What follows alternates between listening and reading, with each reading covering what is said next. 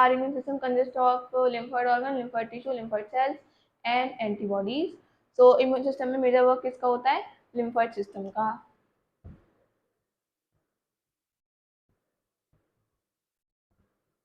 और lymphatic system बोल देते हैं उसको. ठीक है. फंक्शन क्या क्या होते हैं इम्यून सिस्टम के? इम्यून सिस्टम के फंक्शन में first of all it will recognise the cell, sorry it will recognise the antigen, then it is going to produce the immune response against it, and it is going to store the memory of that antigen. So our immune system is associated with the three functions: recognition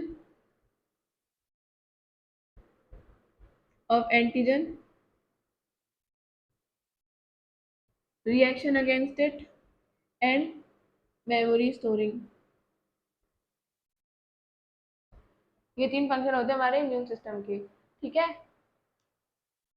अब immune system में lymphoid organs आते हैं, lymphoid system आता है. तो primary lymphoid organ पढ़ते हैं ना, सेकेंडरी लिम्फॉइड ऑर्गन पढ़ते हैं. प्राइमरी लिम्फॉइड ऑर्गन में क्या होता है?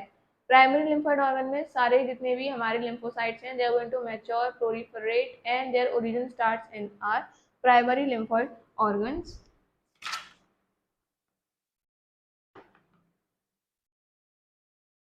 ठीक है.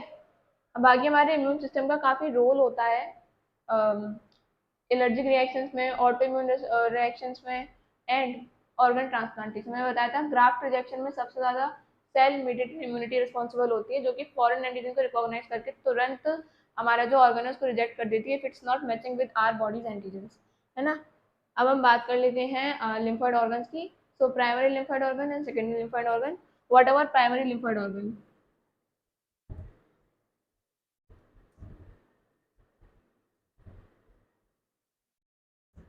In primary lymphoid organ, all the lymphocytes are going to originate.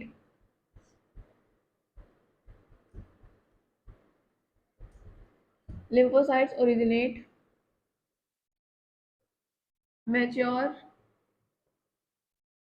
and proliferate.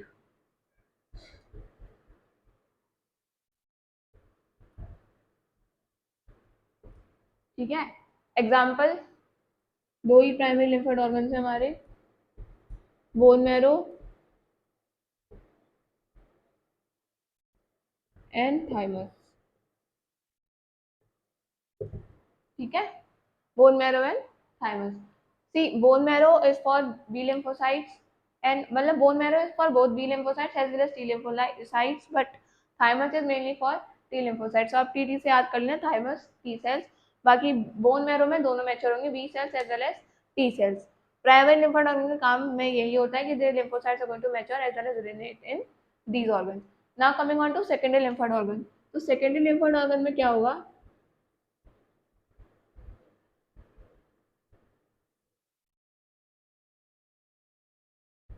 Secondary lymphoid organ में जो हमारे लिम्फोसाइट्स हैं, they are going to become antigen specific.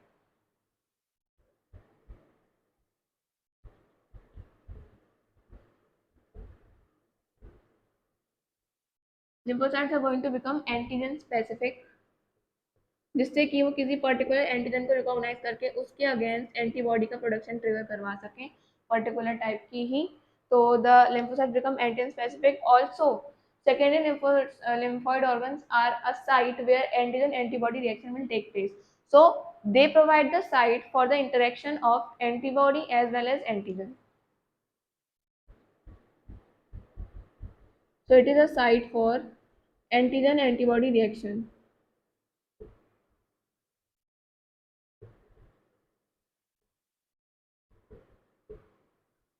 ठीक है. यहाँ पर सेकेंडरी लिम्फोइड ऑर्गन्स होते हैं. जब प्राइमरी लिम्फोइड ऑर्गन में हमारे लिम्फोसाइट्स बन जाते हैं, so they are going to migrate to secondary lymphoid organs for their action and their function to take place. Because antigen specific बन गए हैं, तो अब बॉडी जब भी किसी भी एंटीजन को एनकाउंटर करेगी, फॉरेन एंटीजन को, तो वहाँ पर हमारे जो प्राइमरी लिम्फोइड ऑर्गन में लिम्फोसाइट्स बने थे, now they can function accordingly. Example, spleen, Peyer's patches. Peyer's patches कहाँ पर होते हैं? स्मॉल इंटेस्टाइन में. Appendix. And there was one more, tonsils.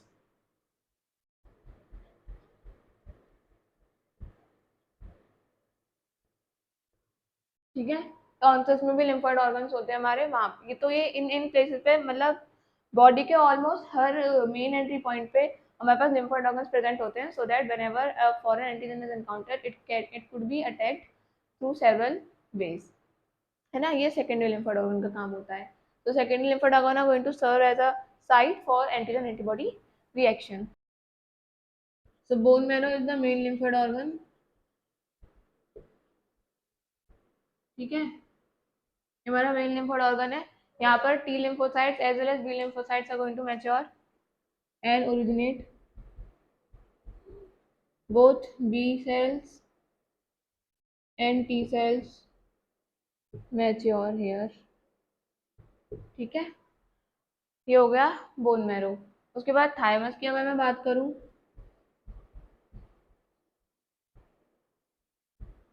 तो thymus is situated, thymus first of all lobed organ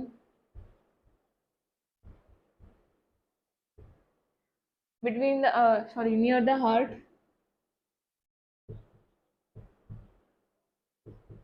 and beneath the breastbone or sternum। देखो NCERT में दिया हुआ है इसको ब्रेस्ट बोन के नाम से, बट अगर आपको ऑल्टरनेटली यहाँ पे स्टर्नम का टर्म यूज होता है तो भी कंफ्यूज नहीं होना है, because it is same. The breast bone is called sternum. So आप स्टर्नम और ब्रेस्ट बोन से कंफ्यूज मत होइएगा। लाइक ये हमारा ऐसे होता है ना, ये इसके वो होती है, कॉलर बोन होती है, यहाँ पे स्टर्नम होता है, तो इसके बीनीथ यहाँ पे इसके पीछे थाइमस प्रेजेंट है, एंड यहाँ से फिर ऐसे रिप के जा रहा होता है, ठीक है। ये होता है सिचुएशन हमारे चेस्ट का। तो thymus is present here. Thymus का यही है, थाइमस में टी सेल्स आल्सो मैच्योर, है ना। अब थाइमस का साइज काफी ज्यादा होता है during childhood. As soon as we start to grow the size reduces as well as the immunity also reduces. तो इसीलिए प्यूबर्टी के टाइम तक काफी स्मॉल साइज में आ जाता है हमारा थाइमस, और जैसे जैसे एज एडवांस होती चली जाती है thymus just reduces to like it just खत्म सा ही हो जाता है, मतलब thymus whenever as our age advances. तो इसीलिए बढ़ती एज के साथ साथ जो हमारी इम्यूनिटी है वो काफ़ी वीक होती चली जाती है।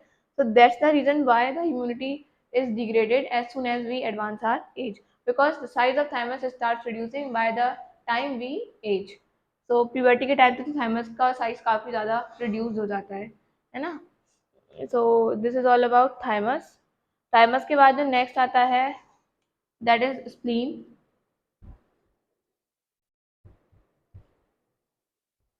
बच्चों spleen is a secondary lymphoid organ, और स्प्लीन का लोकेशन क्या होता है? Spleen is located in the left rib cage. Wait, this is my left.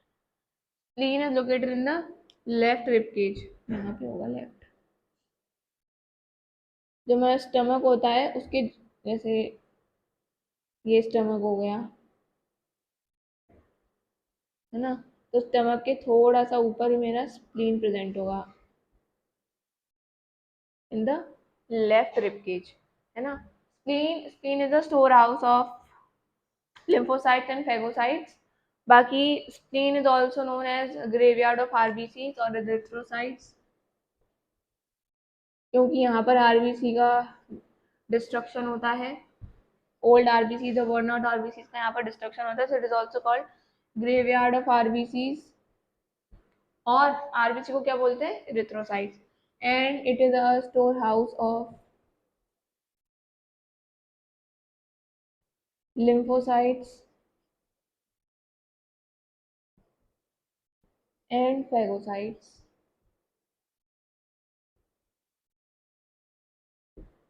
ठीक है। ये हो गया। नेक्स्ट आते हैं हमारे लिम्फ नोड्स।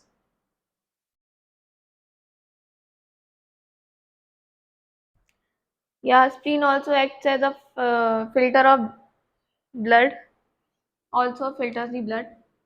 जो भी इसके साथ में ट्रैप मतलब एयरबोर्न पार्टिकल्स या फॉरेन एंटीजन जो भी ट्रैप होते हैं in the blood, they are also filtered in spleen।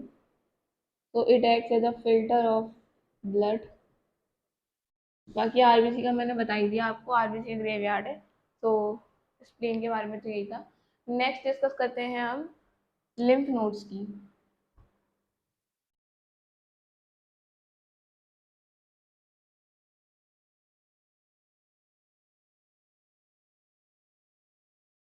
बच्चों lymph nodes are present at almost all the points in our body, मतलब काफ़ी जल्दी जल्दी काफ़ी स्मॉल स्मॉल इंटरवल्स पे हमारे लिम्फ नोड्स प्रेजेंट होते हैं।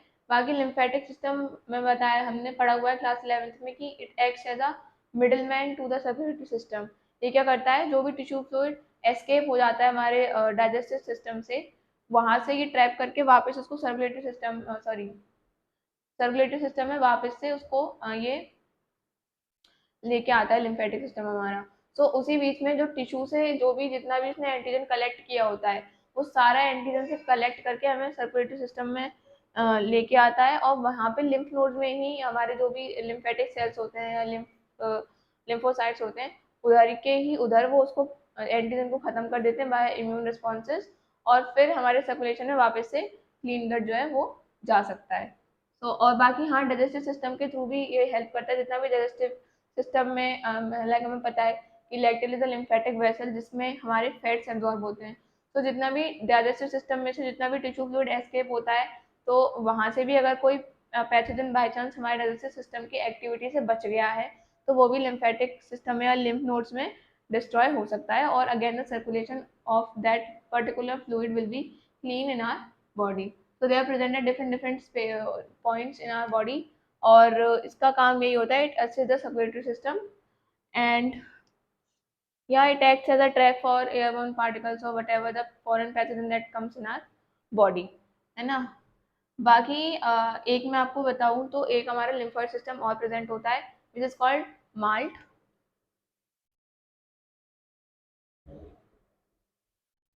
Mucosa associated lymphatic system. It stands for mucosa associated lymphatic system,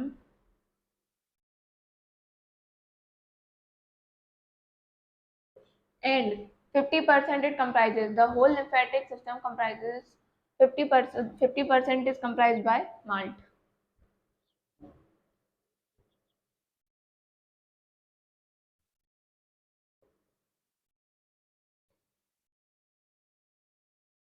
क्योंकि हमारे बॉडी में ही इतने सारे म्यूकस मेम्ब्रेन है, तो definitely it would make 50% of the lymphatic system.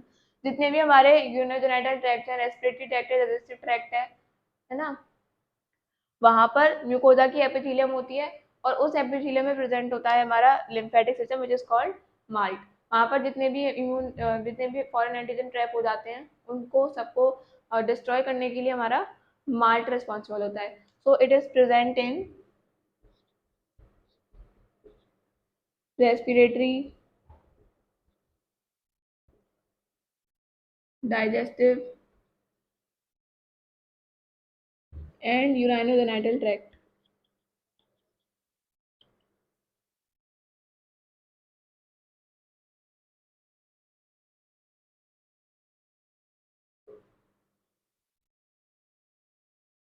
All about immune system. Next topic हमारा एड्स है, सो लेट्स डिस्कस एड्स।